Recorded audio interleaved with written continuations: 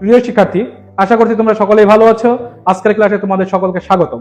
আজকে right form ভার্সের অত্যন্ত গুরুত্বপূর্ণ একটি টপিক নিয়ে তোমাদের সঙ্গে আলোচনা করতে যাচ্ছি। আজকে ছোট্ট একটি টিক্সের মাধ্যমে রাইট ফর্ম ভার্সের একটি রুলস আমরা ক্লিয়ার করব। যেমন বিষয়টা আমি এখানে লিখেছি পল্লীব।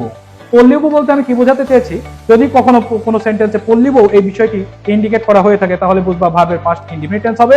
এখন পল্লীব বলতে কি বোঝানো যায়, যেমন P for previously, A for ago, A for after a few days, L for last, L for last plus time, Y for yesterday, B for before, O for once বা on day, U for upon a time। অর্থাৎ যদি কোনো সেন্টেন্সে এই ওয়ার্ডগুলো দেখা যায় তাহলে সেই সেন্টেন্সটি ভার্বের পাস্ট ইনডিফিনিট টেন্স হবে।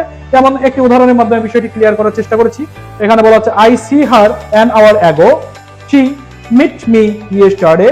এখানে সেন্টেন্সে ago এবং yesterday দুটি ওয়ার্ড ব্যবহৃত হয়েছে, যেটা পল্লীব এর মধ্যে এই বিষয়টি অত্যন্ত লক্ষণীয়, কমন একটি বিষয়, যে কারণে এখানে ভার্বের পাস্ট ফর্ম ব্যবহৃত হয়েছে। সি এর পাস্ট ফর্ম স এবং মিট এর পাস্ট ফর্ম মেইট ব্যবহৃত হয়েছে।